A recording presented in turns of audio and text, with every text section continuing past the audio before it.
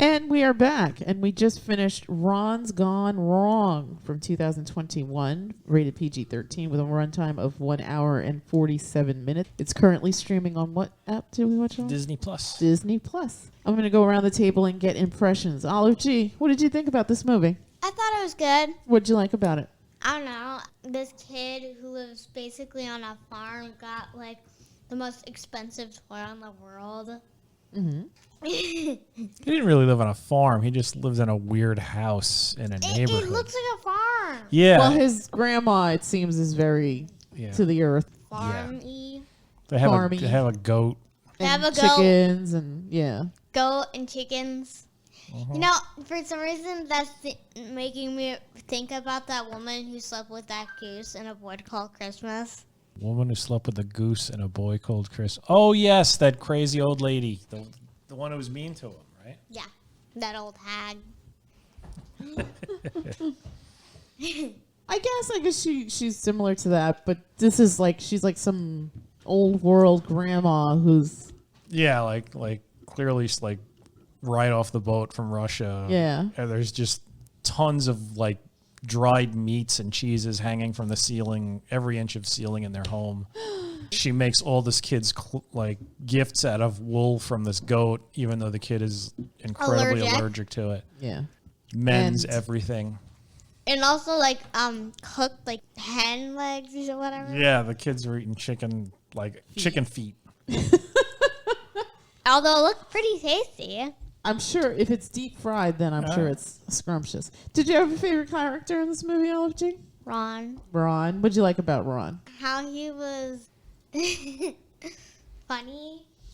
Ron was hysterically funny, voiced by the lovely and talented Zach Galifianakis. Like, when he brought a baby to the party. He kidnapped a child. That was ridiculous. And he thinks like underneath the government it's run by like lizard people or something. Oh no, that was the other guy. was the biker dude that he brought to the schoolyard. Oh, like under Switzerland, he thinks there's like a lizard government or something. Lizard government works out of the Switzerland's basement. Did you have a favorite scene in the movie, Olive G? Probably when he I have two. What the one was like when he asked the old woman to go to like his shed so they could be like friends or something. And the other scene was when he brought the old woman, and she just like she'll be his friend as long as she lets her go. Yeah, Ron could be quite menacing, I guess. Well, he didn't have any controls. In the friendliest of ways, he kidnapped babies. He kidnapped babies. Yes. The people had a right to be like concerned. What about you, Gigi? What did you think of the film? It was cute. Did you have a favorite scene?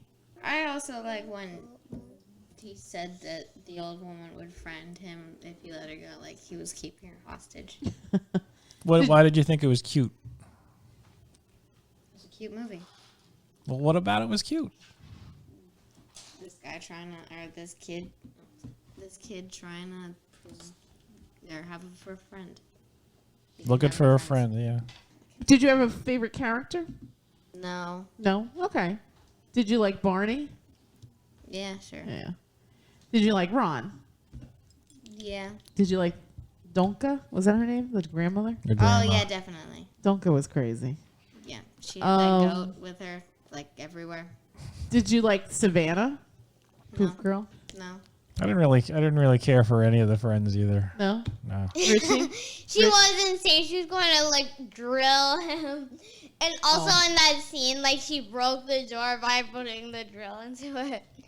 And also, she pulled all of that stuff out of her, like, pockets because, like, it kept on, like, making beeping sounds.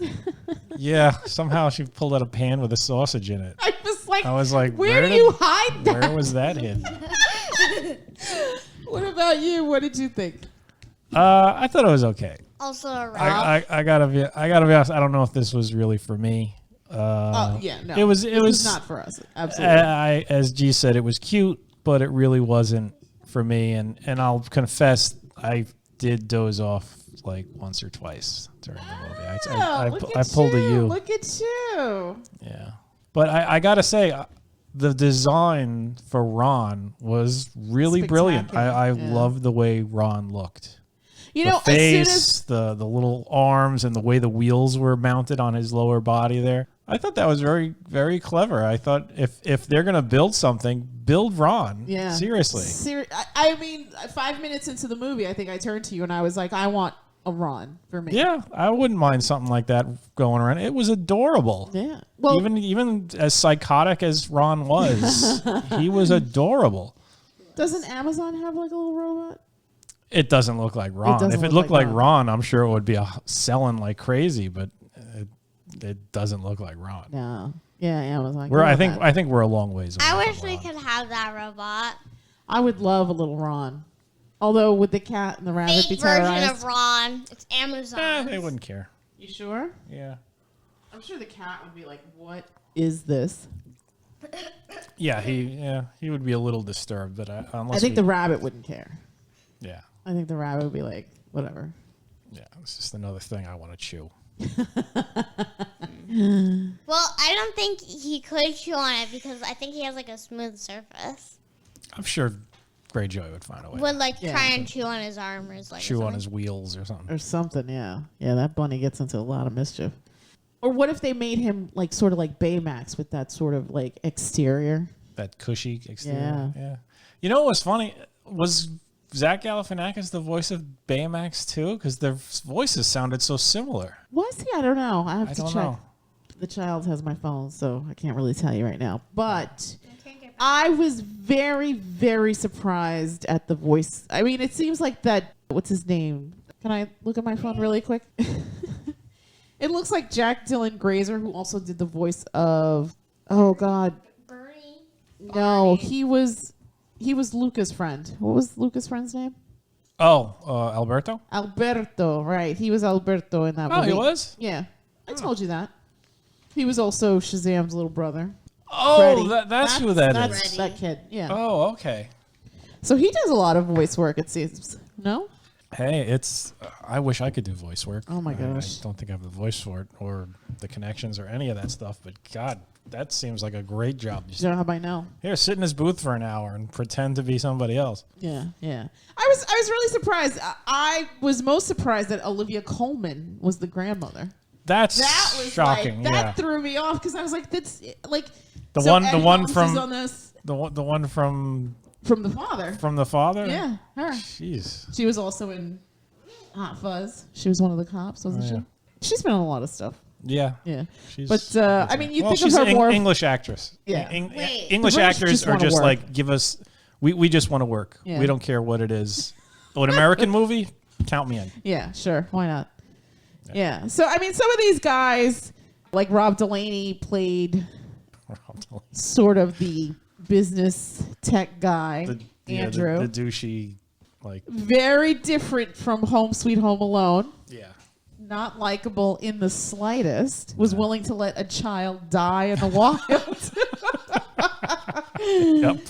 just to keep the stockholders Just to keep happy. the stock up. Yeah. Yeah. So that was kind of dark, but Hey, you know what? I bet Business is nine out business, of Mom. yeah, business is business. Listen to the little one. 9 out of 10 CEOs would have just been like, "What do you mean he did something wrong? That's completely sensible. The child must jive. yes, The- we must keep the Yeah, shareholder the happy. shareholders must be happy." And the lovely and talented Ed Helms as Money keeps the Graham. world round. That's true. That's true. Ed Helms was Barney's dad. Likable, sad kind of character, Yeah. but also Sad sack. sweet. Yeah. And I liked how the story came back full circle with just the family dynamics. I mean, I feel like the child always had a great relationship with the grandmother, but it didn't seem like the father really even knew his son.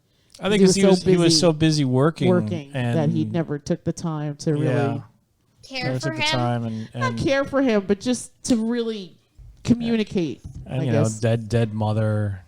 Yeah, his mother died. Mother died. The guy's trying When to he trying to was support his 2. family, selling novelty items, Right. which is And it's not really the probably- greatest job. Like in that the world. windmill that lit up, Or and the also. unicorn pooping thing. Yeah. And what was the other thing? Oh, the bobber guy for like your car thing. No, that guy. Yeah. Yeah, the little Yeah. boblin thing on for your car dashboard. And I'm assuming he moves back with his mom, or his mom moves in with him to help him with the child, Yeah, unless she was always there. unless she was always there. But probably she moved in with him because, I mean, they lived in like a cookie cutter house neighborhood, and I'm sure the goat and the chickens weren't there originally. Yeah, probably not. Do you kids think that this was a good message? Yeah. Yeah. What was the message? Everyone's weird and different in their own way, but that's good. But that is good. Very nice. Very nice. And what else? What would you say about technology, Jane? What do you think the message is about technology? It's evil. Well, not evil, but No, there's a it's time and a evil. place. It's evil. There's a time and a place. It's evil.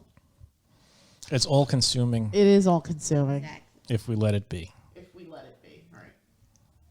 which we shouldn't. Yes, like the old Which seems man to be says, a theme on a in lot of quite stuff a we film, watch. like 8-Bit Right. Christmas, same exact message. Yeah, like Yeah. really enjoy like in Really person enjoy relationships. Enjoy life. Get out there.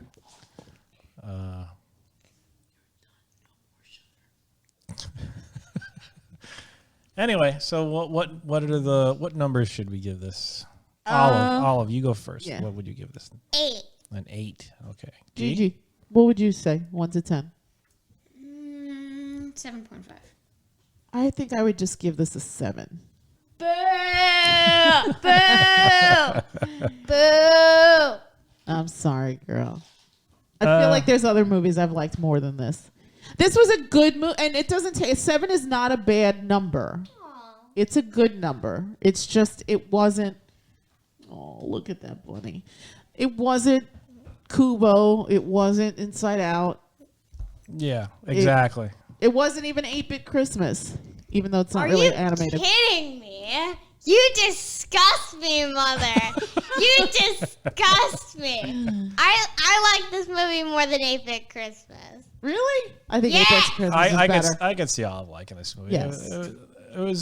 It was geared towards her age group. Seriously, this is a good movie for kids like 10 to Oh, no, I would say around that age, even younger. Yeah, even I younger. would say like 6 and up. Yeah. 6 Well, to. yeah. I mean, maybe some parents might be a little concerned with the sort of psychotic nature of Ron.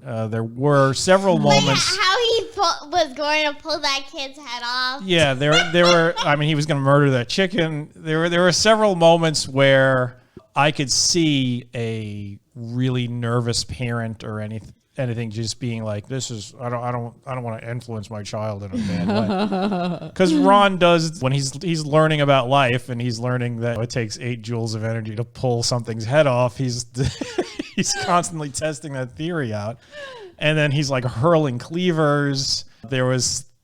He possesses, or not possesses, but corrupts all the other Bobberts, and they turn into a giant Not golem. Bobberts. B-bots. B-bots, sorry. Robert, we've Bobbert. been watching a lot of We're Gumball. watching a lot of Gumball lately. But he what? corrupts a Not lot to get off on a of B-bots. tangent. Let me finish. And basically it turns into a giant troll, tears down a scoreboard and throws it across a schoolyard full And of attacks children. a little girl. It devours a little girl and poops her out. Not to get off on a tangent, but Ron is freaking adorable. Yes. The physicality of Ron. But is Bobbert a better unit? Robert can fly. Bobbert could do a lot more than Ron can, but I think as far as practical design, Ron wins. Ron wins. Yeah, I'd say that's yeah. Bobbert would not be able to stand up. No? His head is too big. His head is way too heavy. If he wasn't a character in a cartoon, he would fall over.